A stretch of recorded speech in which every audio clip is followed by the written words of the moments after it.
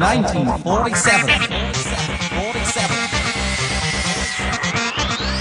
We interrupt this program to bring you reports of unidentified flying objects over Roswell, New Mexico. I just saw this strange thing, and it just flew right over my head.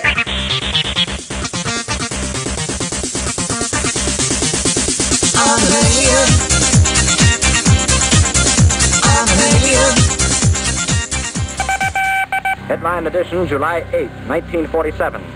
The Army Air Forces has announced that a flying disc has been found and is now in the possession of the Army. Army officers say the missile, found sometime last week, has been inspected at Roswell, New Mexico, and sent to Wright Field, Ohio, for further inspection.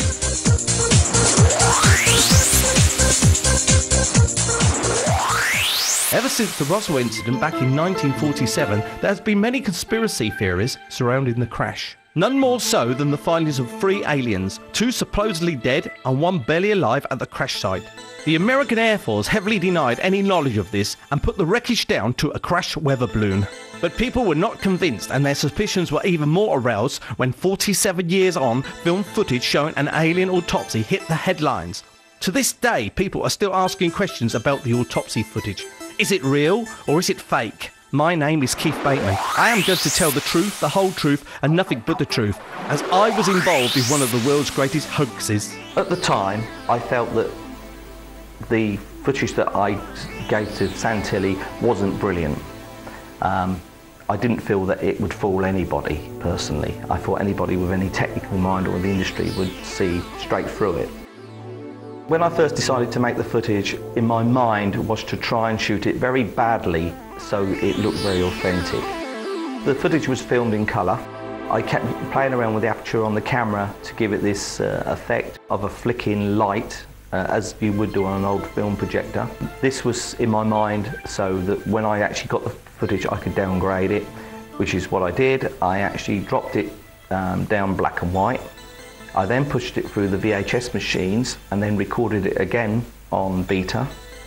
We then pushed the VHS through the computers, which allowed us to then animate scratches and effects that made the film look old. Then this was all put back to Betacam, which gave us our master. This is Mark Starkey, model maker to the film industry, talking about the Santilli footage. The alien autopsy footage in itself was, as a piece of filmmaking, is very good.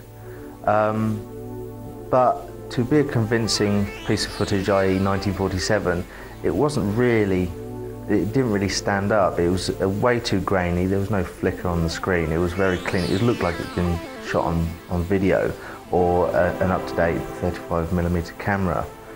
As far as the alien involved in it, it didn't look like it had an accident.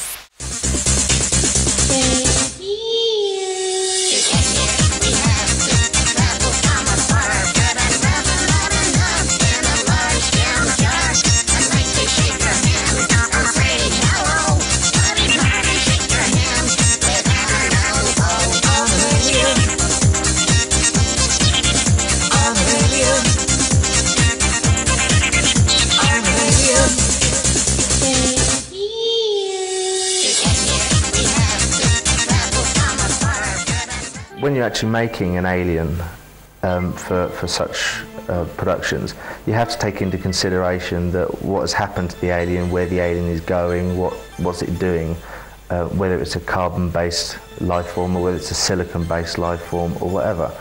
So once you've actually taken those into consideration, you then create the alien from that. It was too clean. It should have had some sort of like head injury. What killed the alien? It did just die because it felt like it. It had the accident, there was some reason, there's some trauma that made this alien die.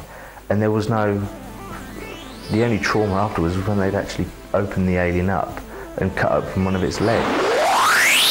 The programme will run for approximately 52 minutes and will be available at the end of March. Is it all a hoax? Or do the government know different?